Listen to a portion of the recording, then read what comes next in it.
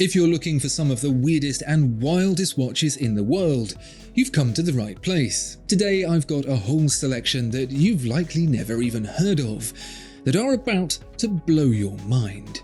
With thanks to the limited edition for allowing us to film these watches. Find out more about the limited edition in the link in the description. Shopping for your next watch, there's thousands to choose from pre-owned at watchfinder.com. You may already know Singer for its unbelievable Porsche resto mods that cost as much as a house in the Hamptons and go twice as fast. But the peeps at Singer are no fools. They understand that people with $500,000 or so to lay out on a car have probably got some cash left over to get a watch too. But they knew their customers were of the most discerning type, so it simply wouldn't do to buy in a batch of cheap quartz watches and slap a Singer logo on them. No, they would have to go to the same degree of insanity as they do with their cars.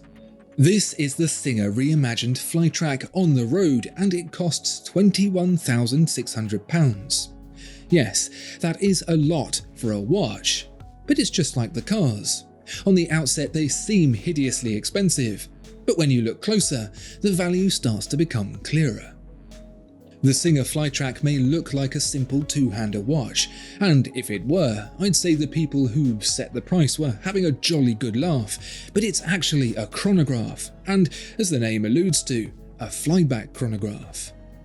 Usually that means the chronograph can be stopped and reset with one pusher, but this chronograph only has one pusher, so how do you start and stop it? The answer is, you don't, it's always running. When you want to start it from the top, you hit the button, and it does so. That doesn't seem to make much sense, because why have a chronograph that can only effectively time 60 seconds, unless you've got a decent memory to track the minutes too? That's because whilst this particular variant doesn't have it, others have a tachymeter scale, which can be used with the chronograph for measuring speed over a mile. So if one of the hands is the running chronograph seconds and the other is the minutes, where's the hours? That's taken care of by the arrow on the outer rotating disc, giving the dial a clean look that mimics the rev counter of a classic sports car. What really gives the watch surprising value for money is the movement, which comes courtesy of manufacturer Jouvenot. Jouvenot specialises in complex, high-end movements, and this Jouvenot is no exception. It's manual wind, so you can clearly see the unusual architecture, but best of all, it's almost identical to the movement in the excellent H. Moser Streamliner chronograph, which costs considerably more. Bargain.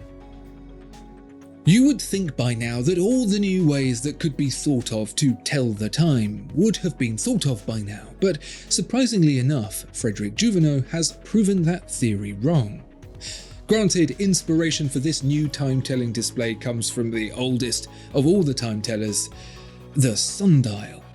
This is the mechanical sundial, and whilst there's no need to actually have the sun present to tell the time with it, the unusual mechanism certainly does its best to give the impression it's happening anyway. Let me explain. There's a pointer for every hour, so 12 pointers, all sat there looking conical and whatnot.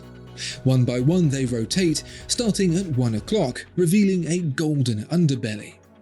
These are the daylight hours, slowly filling the dial with gold with each passing hour, like the sun moving around a sundial.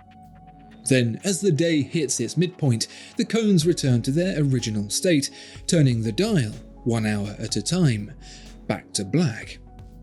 In the centre is a small minute wheel so you know what's going on. It's a novel but surprisingly readable display, simple in its execution, but deceivingly so. The mechanism required to perform this balancing act of light and dark, the centrally mounted 24-hour jumping cage, has more parts than a tourbillon and requires enormously high tolerances to trigger the instantaneous change. It's what gives the impression of the transformation being magic. Without it, it would be far less impressive. Despite the incredibly contemporary dial, the caseback reveals a very traditional and incredibly well-finished movement of the highest standard. It's a Jekyll and Hyde double act, demonstrating that when it comes to watchmaking, Frederic Jouvenot is capable of practically everything. For a price. This one is £27,360. You could say that French outfit Trilobe painted themselves into a corner with an insistence on doing things in threes, but the Un Journée, translated as a crazy day, shows there's plenty of life in the concept yet. The earliest Trilobe watches did things differently by indicating hours, minutes and seconds on the dial with 3 concentric discs, all centering somewhere towards the bottom left corner. That was nice and all, but someone somewhere wondered what that might look like without a dial, and so the Un Journée was born. It's quite the mechanical escapade to float 3 rings above the dial like this, with hours all the way on the outside, minutes more central, and then the seconds. Well, the seconds literally seem to be floating. Thanks to a transparent sapphire disc, a centrally driven shaft spins it around like a parasol on a hot summer's day. Then there's this inception moment where the whole watch tips over and the verticality comes into play. The discs don't just go round, they go up as well, curving towards the very deeply domed crystal like some mechanical eyeball. It's probably more scared of you than you are of it.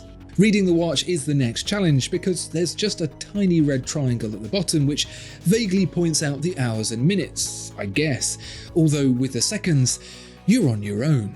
I suppose it at least lets you know the watch is running. The monochromatic styling finds its way around to the back of this micro-rotor movement as well, a view that cuts as much of a modern look as the front, albeit not quite as arresting. The entire thing will set you back a cool £21,500. The next watch is perhaps the most ordinary looking of this entire selection, but don't be fooled because it's every bit as crazy, just in a different way. For the most part, this watch is a Czapek Antarctic, a very desirable entry into the integrated bracelet category and one that has managed to carve its own niche. Steering clear of the faceted bezel design, the Antarctic instead lets the dial do the talking. In this case, the dial has a lot to say because it's made of the rarest metal on Earth, osmium.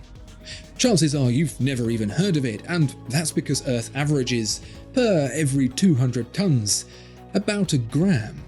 Just one. It's not only the rarest but also densest metal, making it extremely heavy. Think of lead. Yeah, it's twice as heavy as that.